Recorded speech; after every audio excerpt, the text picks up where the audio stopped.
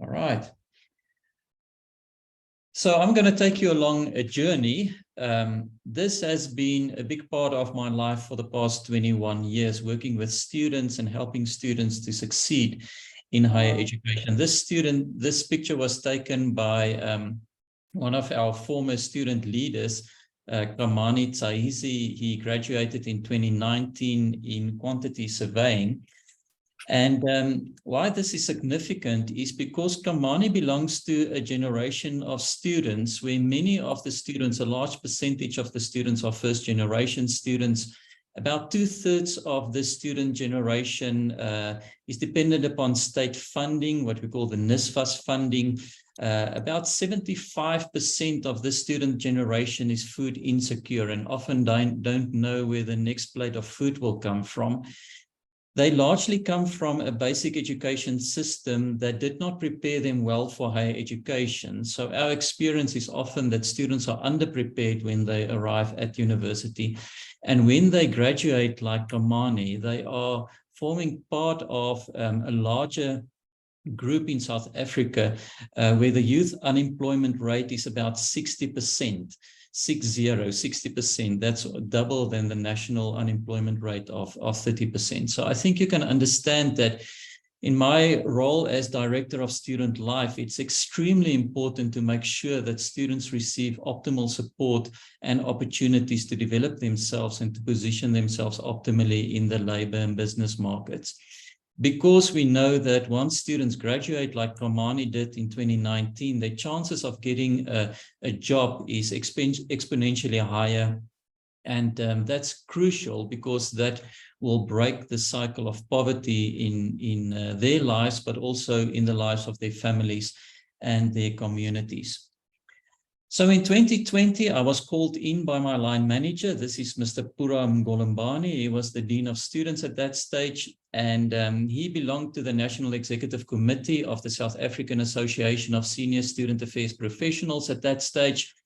And USAf, as we call it, was approached by University South Africa. That's the umbrella body for universities in South Africa.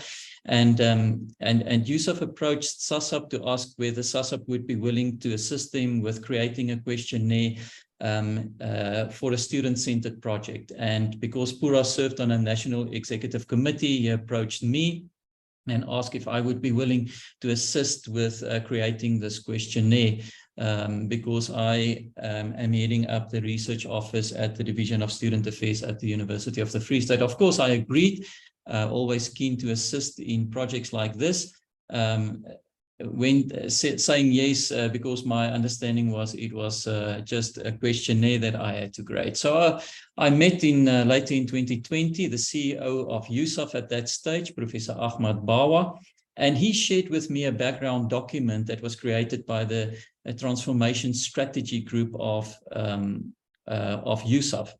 And when I went through the document and in further engagement with Professor Bawa, I realized that this is not a simple project. This is not just merely creating a questionnaire. We're talking here about a full-fledged research project on a national scale.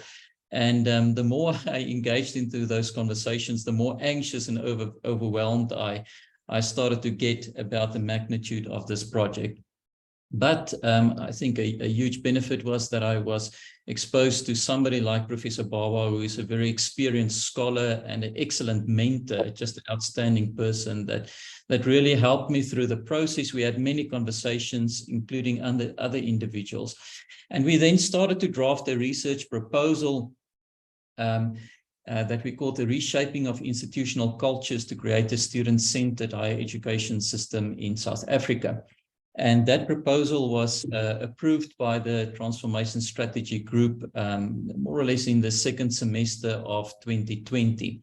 And the research question at the core of this research project is how can institutional cultures be reshaped to create a student-centered higher education system in South Africa. And We embraced the Delphi study because we understood that we've got limited time and limited resources, and the purpose of a Delphi study is really to create consensus amongst the panel of experts. So in able to uphold a rigorous research project with limited time and resources, we decided to go for a Delphi research study.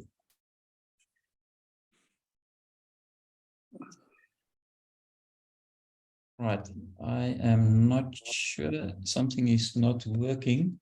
Just one moment. Okay. So in 2020, we immediately started to create an advisory board that could help us just guide the study through, and Birgit was also part of that. Birgit Schreiber was also part of the advisory board, and this was certainly very helpful because we got very competent people on the advisory board that could help us. We then decided that we're not going to draw from existing theoretical frameworks from the word go to inform our research project, but we want to create our own conceptual framework. And in that regard, 3 people from the advisory board, Professor Ahmed Bawa, Professor Melanie Walker, and Professor Andre Keet, worked very hard to create the conceptual framework because we wanted to make it contextually relevant to the South African context.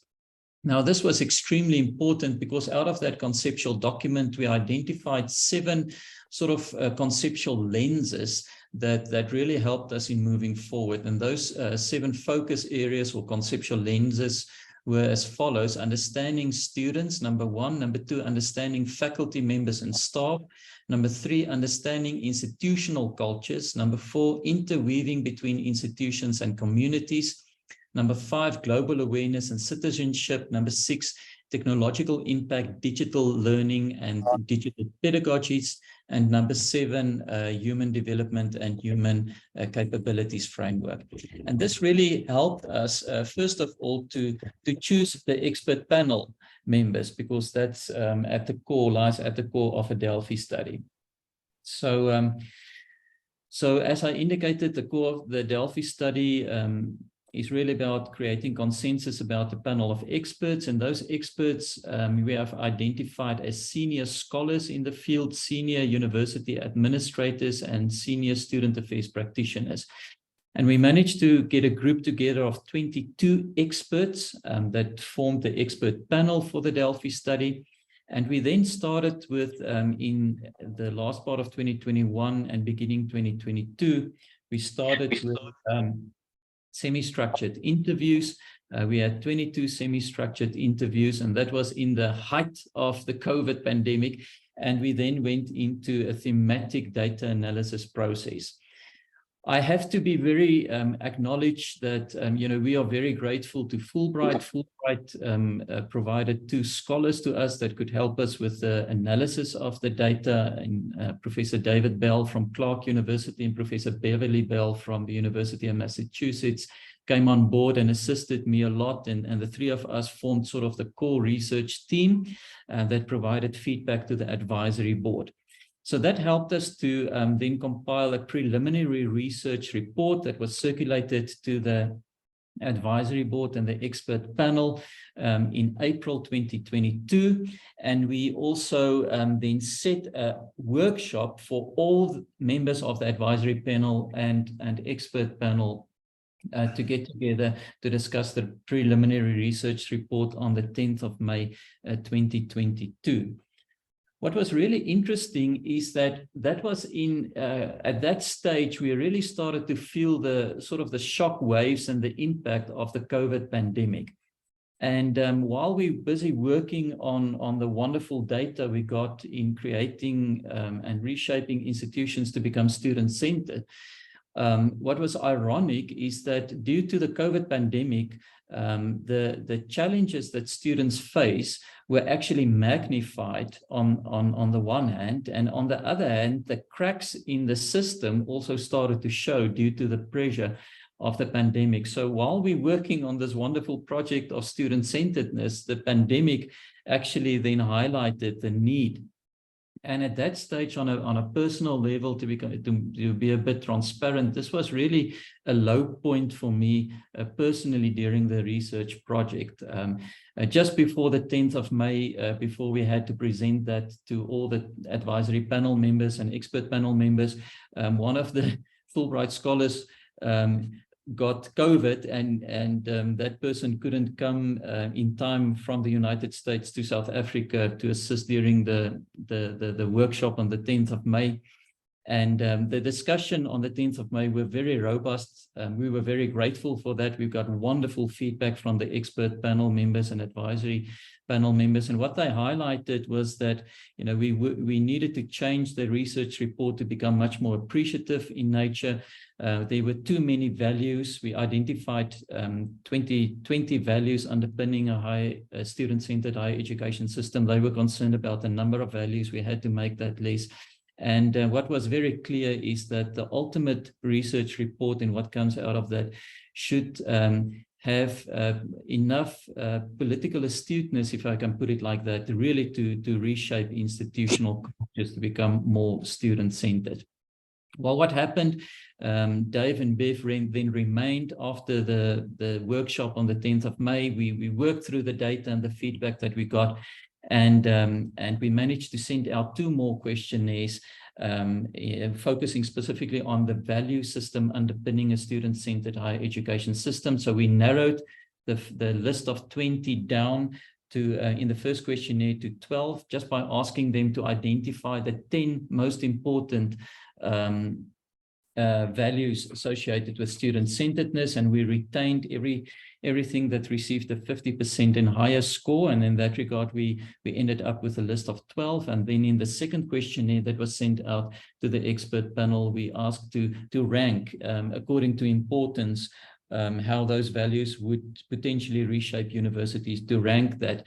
And we then used the Kruskal-Wallis approach to test whether the rankings differ in a generic sense, of the rankings being systematically larger or smaller in a group versus the others. And the significance level we chose was 0.1, and this means that we only focus on results where the p-value was less than 0.1, as other results could very well be chance variations. And so we then, that helped us to identify architectonic values, 3 architectonic values, and that helped us to create 3 value clusters that underpin the reshaping of institutions to become more student-centered. What was very interesting is that the challenges that students faced during the COVID period was that it was exasperated that the food insecurity at a certain stage. Our Department of Nutrition and Dietetics did the study in 2020, and it indicated that 39% of the students don't know or indicated that they went through a whole day without a plate of food, and 13% indicated that that happens almost every day. We also got to understand the digital divide between poor and affluent students, and the pedagogical challenges, how to navigate in a blended learning environment, also got highlighted. The shortcomings in the system that really started to show during the COVID period is how unresponsive universities are to the real and the changing needs of students, and also how unresponsive the higher education sector is to the real needs of institutions in the sector. And what was really disheartening is to see how institutions and societies and communities around institutions actually just drifted apart, and that the gap between and the silos between these two, the society and the universities, just became larger. However, we wrapped all of this up, and we believe that the results that we found were that's just a picture of the workshop we had on the 10th of May. So the results is encouraging, and we believe that the results is really something that will help institutions to become much more student-centered. And you would have seen that I've labeled this presentation the nuts and bolts of student-centered universities. And in presenting the results, I want to move with the metaphor of nuts and bolts to help you remember clearer the 4 core principles that we've identified that are closely associated with student-centered universities. So I've tried to summarize the research result in 4 core principles, and I'm attaching that to the metaphor of nuts and bolts so that you can remember it much easier. So the first principle that we've identified is that student-centered, at the core of a student-centered higher education system is the formation of the personhood of the student. So in some cases, some of the expert panel members felt that we should label it the self-formation of the personhood of students, but we felt that we want to leave it a bit open because we wanted to factor in the notion of mediated learning as well, especially for students that come from marginal backgrounds. But at the core, principle number 1, at the core of a higher education, student-centered higher education system is the formation of the personhood of the student. Now, just working with a metaphor of nuts and bolts, I went to the hardware store and I got a very, very large bolt, but this is to illustrate at the center of our higher education, student-centered higher education system is the formation of the personhood of the student represented by this very large bolt.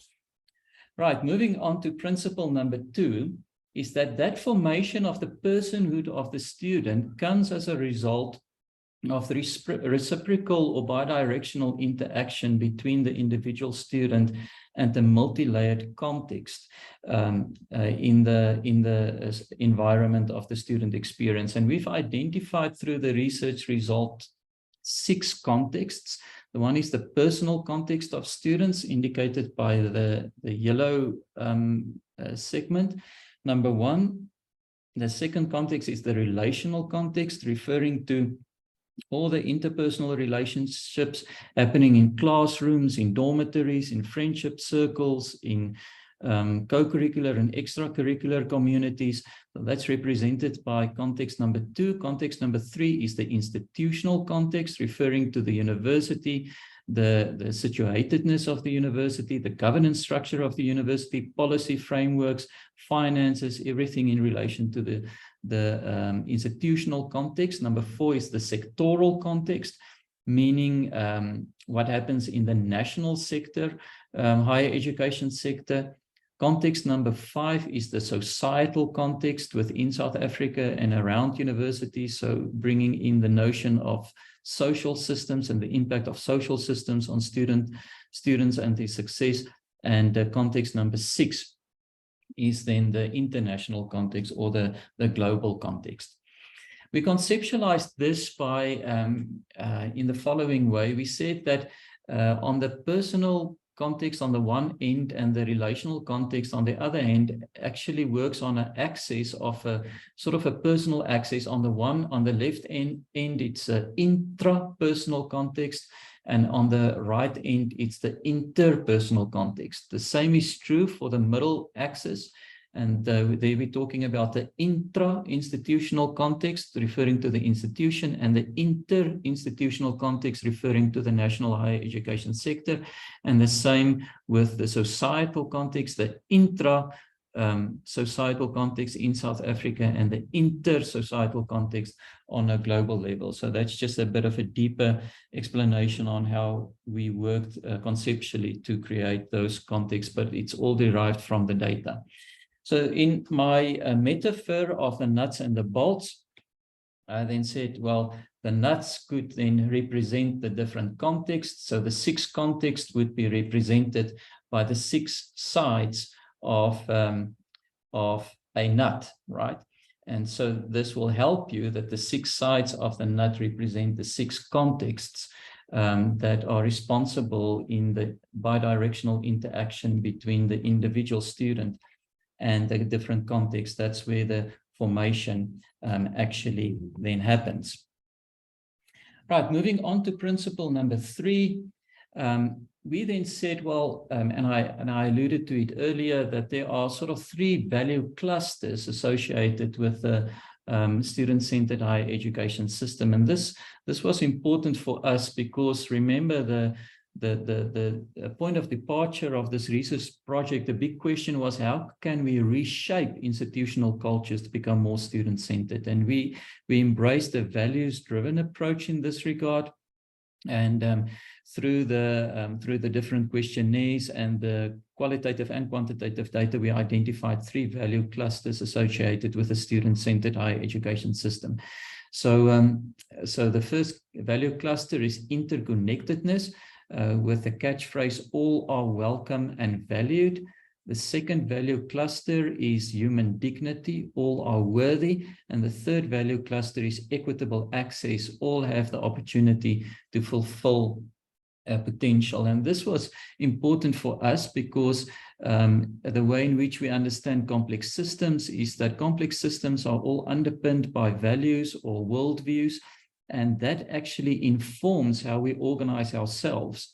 In other words, that informs how the 6 contexts are then shaped and formed. The operational and structural aspects in those contexts are actually informed by these values, and that gives rise to patterns of behavior and thought, and that actually then ultimately gives rise to visible events that we see. So in our metaphor of nuts and bolts, we then understood that there's not just one nut associated, but there are actually 3 nuts associated with the student-centered higher education system. So you've got the 6 contexts on each side of the nuts, but you've got the 3 value layers represented by the 3 nuts, right? So just trying to link the research result to the metaphor of the nuts and bolts of a student-centered higher education system.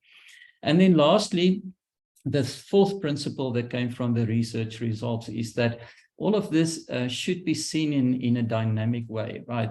This is not a static model, but we understand as students journey through the years of study, their needs change. The environments or the 6 contexts change and have an interplay on one another. So all of this is a very dynamic system. It should never be seen as a static system, and we wanted to bring in the dynamic aspect in the model for student-centeredness as well. And linking that to our metaphor, we then said, well, if we take these contexts and we put all of it together, it sort of then starts to illustrate the dynamic and the complexity associated with a student-centered higher education system. And hopefully, you know, the fact that we can turn these various nuts onto the bolt, then illustrate what we're talking about, the dynamic aspect. So to summarize, a student-centered higher education system has got 4 principles. The first principle at the core of it is the formation of the personhood of the student. That's the result of interaction between 6 contexts in the environment, represented by the 6 sides of the nuts, and then and there are 3 value layers that actually inform how the operational and structural aspects in these 6 contexts are shaped. And that's the key and the entrance point to reshape the different contexts. And all of that should be seen in a dynamic way. Right, so the question is, in ending off, the question is, so what? And that's the question that really faced us after we finished this research project, or towards the end of that. You know, I returned to my university, started to present it to some of the senior managers here. I got invited to present the results on other platforms and so on. And sort of at the undercurrent of the feedback that I got is, you know, but what does this mean for students like Kamani? You know, what does this mean to reshape our universities to address food insecurity, the socioeconomic challenges that students face, first-generation students face? How can we use this to close the achievement gap between historically disadvantaged students and other students? And that really forced us to think a bit deeper. And there are sort of 2 approaches, or two action steps that we took in this regard. The one is that I traveled down to Cape Town and I met with outstanding person. He refers to himself as a graphic facilitator. And we sat together and we created what we call student-centered guidelines. So we've got SDGs. All of us are aware about the SDGs, Sustainable Development Goals. But we then said, well, let's create 108 student-centered guidelines, SCGs. And we created a guideline framework in that regard. And the 108 guideline statements is then actually a practical expression of what students and staff and individuals in these 6 contexts, number one, say and do on a external level, and think and feel on an internal level. And we created that for all 6 contexts across all 3 value layers. And this is how it looks like. I will put in the link where you can download the guideline statement as well. But this is the sort of the outline of this 36 student-centered guidelines for the value layer interconnectedness, spanning across all 6 contexts. This is for the value layer human dignity, the 36 student-centered guidelines. And this is for the value layer equitable access. We then went further and we then said that, well, okay, sorry, this is just an example for the value layer interconnectedness. The student-centered guidelines for the personal context is what individuals think and feel. Students are listened to and feel heard. Students feel physically and emotionally safe.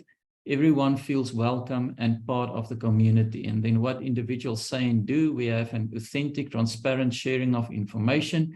We recognize excellence in teaching and learning practices. We are professional and competent. So from the data, we then created these student-centered guidelines. And the idea is really that these student-centered guidelines could function both as a tool and as a lens to stimulate collective awareness and then collective action, so that institutions can reshape themselves within these 6 contexts. We then went further, and then we created for each one of those contexts, we clustered all the student-centered guidelines across the 3 value layers and the contexts together, and we created posters. That's part of the guideline document. So these are the posters for the personal context and the interpersonal context. These are the posters for the institutional context and the sector context. And these are the posters for the societal context and the global context. So this is it. Birgit, I'm going to stop here. And this is just the example of how the research report looks like. I will post it in the chat box. And this is an example of how the guideline document looks like. Thank you very much. Thank you, VP. This was great. I'm going to do one of those silent applauses. Can you see that silent yellow applause? So thank you very much. I'm also seeing it from others. Thank you very much. There are some questions and comments. One was sent to me directly. You're welcome to ask it into the group. Can I ask you all to think about a number of things in your contexts? How does this, first of all, how does the presentation strike you as relevant, as impactful, as you know, how do you make sense of this? And then perhaps some specific questions you may have, but then also how can you translate what BP is telling us here to your context? How does it translate to your context? I would be very interested to hear that, particularly from people who dialed in from Germany, from Holland. I can see somebody from the States, from South America. I can see somebody, and of course, our South African colleagues. BP, while we're waiting for other people to think about their questions, I would have a question. I know I've heard your presentation before, and I'm very excited because I know what it means for the South African sector. But tell me a little bit about your 108 SDGs. I mean, I'm thinking that your 108 is a bit of a taunt, is it, to ask us to think about 108, or can you group them? Let me just think about, can you cluster the 108? It sounds an awful lot. Yeah, it is clustered according to the value layers and according to the contexts. So the idea is definitely not that each and every university staff member will have to focus on all 108. But if you work in a residence, you only look at 18 guideline statements, for instance. You know, the 18 guideline statements referring to the interpersonal context, you know, ranging across those three value layers, right? So there would be 6 per, so that's, definitely you don't have to focus, depending on your role in the environment and in which context you function in. The idea is really just to focus in on that and nothing else. Okay, so it's kind of in a matrix fashion, isn't it? So you look at it across, and so it's a matrix fashion with the third layer to it. Yeah, so I've seen it before. I think it's very, very useful. No, that's great. And I would really encourage you know, people to just download the documents and play around and see how it works like. And I would love to get some feedback. You know, how do they experience that when they test it in conversations with colleagues? Mm. So we're going to see if other questions are coming. I've got another comment. So I don't want to dominate the space, but I'll just wait for others. BP, I've got another question about a student-centered institution. You speak about the values. So let me ask you something about the balance of the context and culture as opposed to the person. Can you say something about the tension between those two?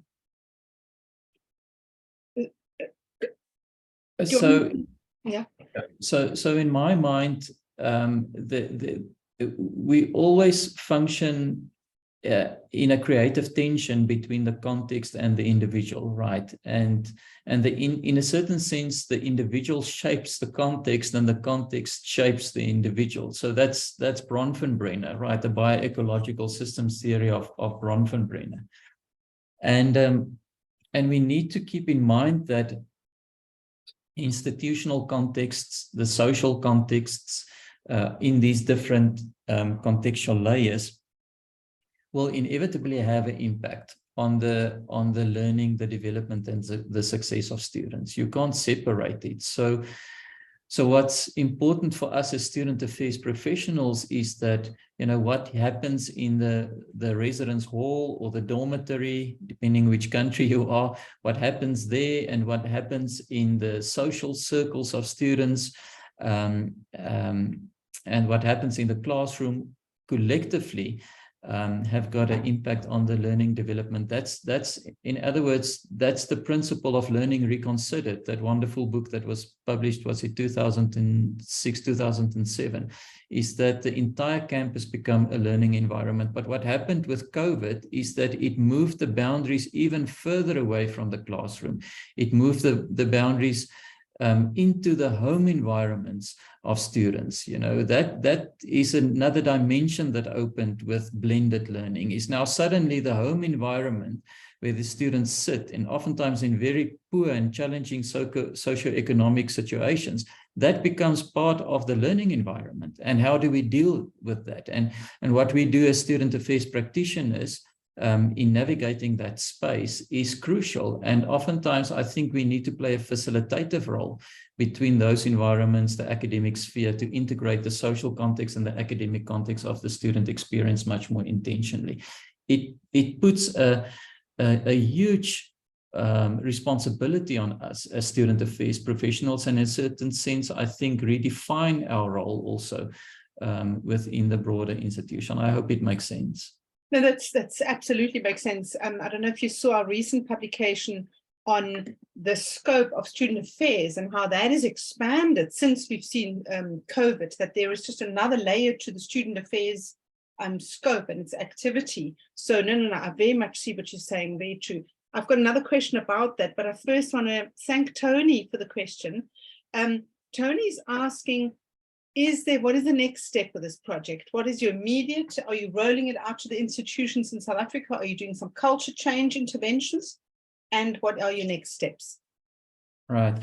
Thank you, Tony, and it's so wonderful to see you again, even if it's virtually.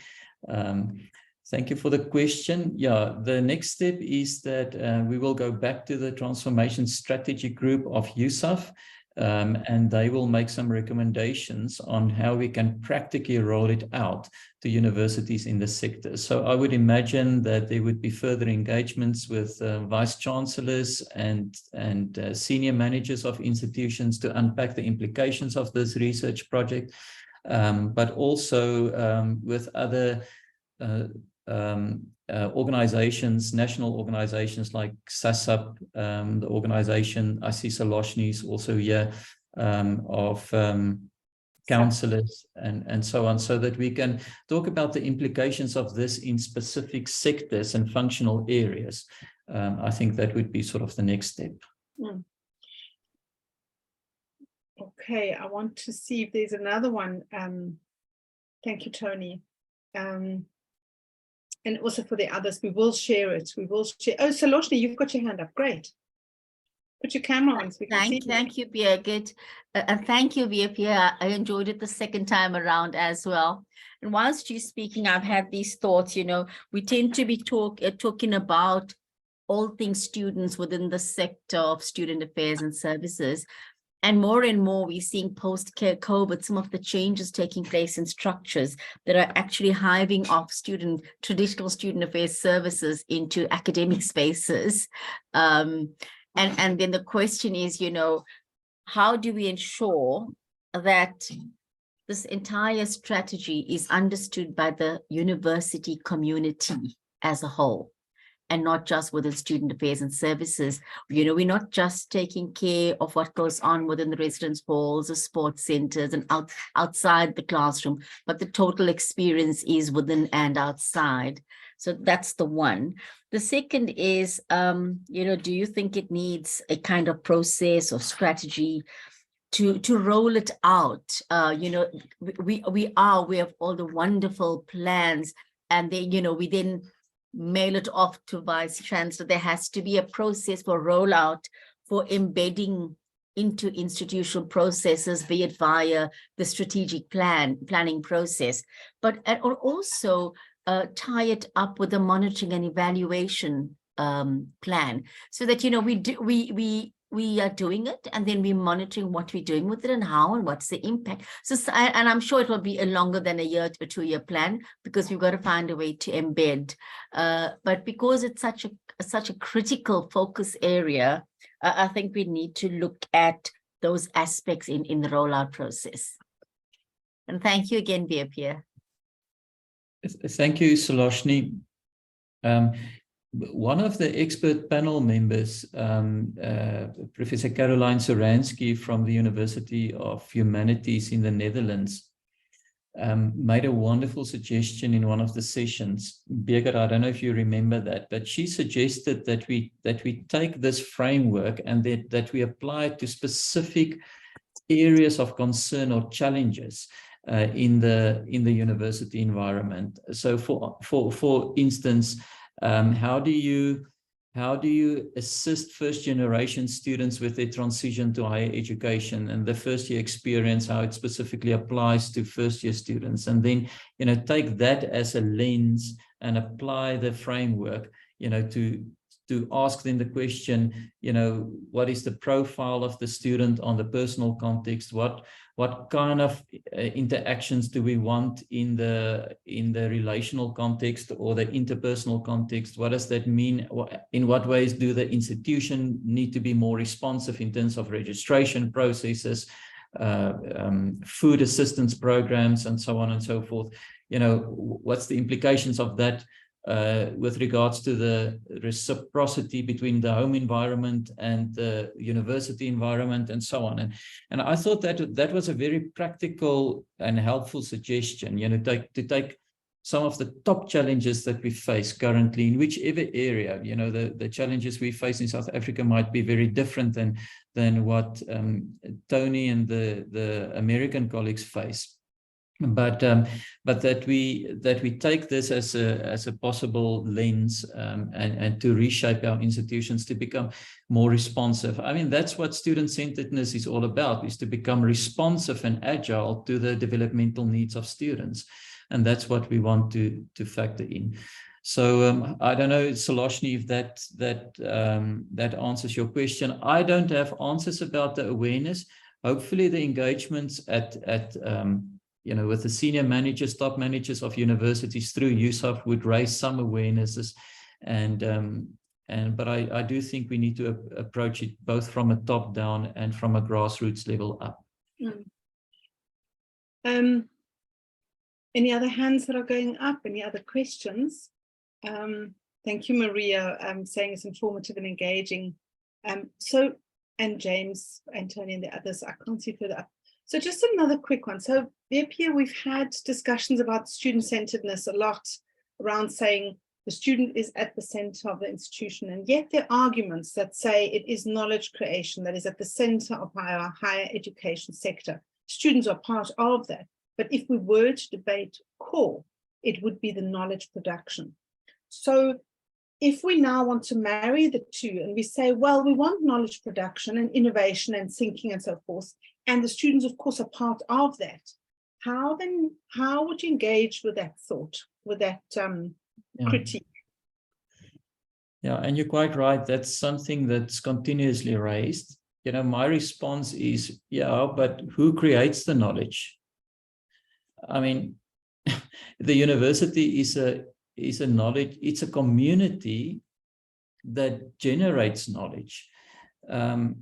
So in that regard, you need to create a scholarly and academic community, right? And that community implies that there are social systems that interact with one another, and the quality of the interaction need to be of such that it generates knowledge continuously, right? And so I would say the knowledge production is a byproduct of a conducive environment. So yeah, I don't know if I answer your question, Birgit, but maybe I'm very much informed by social cultural learning, and that's the school of thought that I uphold. But so I'm moving from that theoretical perspective, I have to be clear, but I can't see how you can have knowledge generation and quality and deep knowledge creation if you don't have an academic community that does that.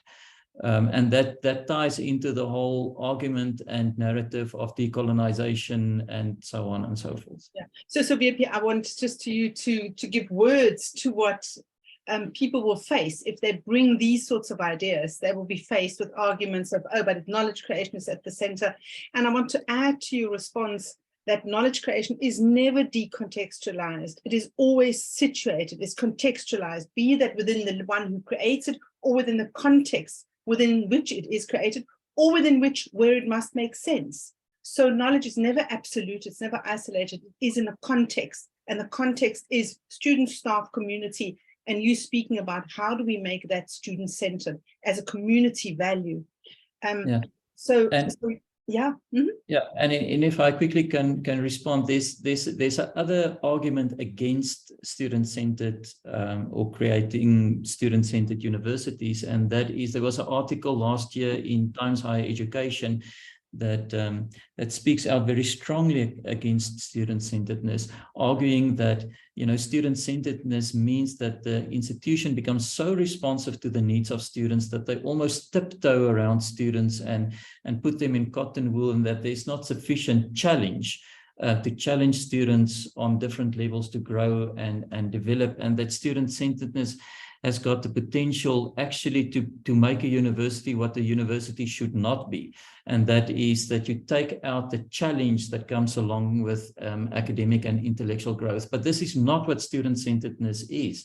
And that's why we start to say at the center pin, or at the center, at the core of a student-centered higher education institution is the formation of the personhood of students. And that comes along with challenge and support, like Stanford and others indicated to us. that challenge support, and you need to uphold that balance for growth in complexity to take place. Yeah, VP, absolutely. I'm glad you're adding this. I also don't subscribe to the school that student-centeredness is about cotton-wooling students at all. In fact, we must have uncomfortable conversations with students. We must have them face uncomfortable, stressful periods. That's how, you know, when you stretch yourself, that's how learning happens. That's how innovation happens. That's how new horizons are opened up. Absolutely. And so I agree with you very, very much. And you know, I adhere to this kind of Montessori idea that it is driven though with the agency, with the readiness, with the proximal development.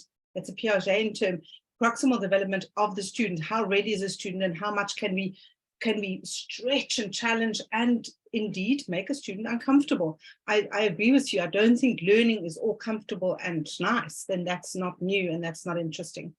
So I want to absolutely agree with you on that one. Student-centeredness does not mean student comfort or satisfaction. Those are two different, in fact, very far away concepts from one another.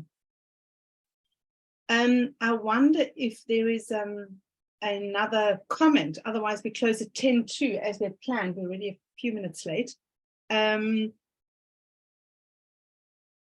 VP, I want to thank you very, very much. It's been very, very stimulating. I love it that you made it very clear that student-centeredness is not about student satisfaction, but it's about challenging students where students are at.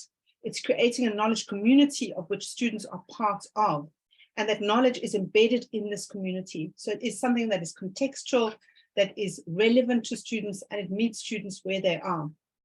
And it's creating a context that is conducive to living and learning.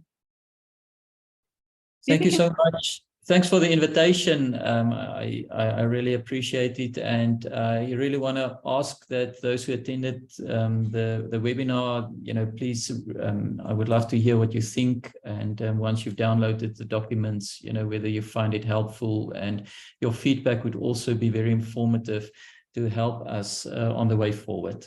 So from my side, thank you very much. Thank you very much. And we will post the presentation and the link that VP has just posted in the chat and the recording on the ISS site. I thank you all. Good morning, good afternoon, good evening, wherever you are. Thank you very much for being with us. And thank you, Abigail, everyone, for holding us together. Bye-bye, everyone.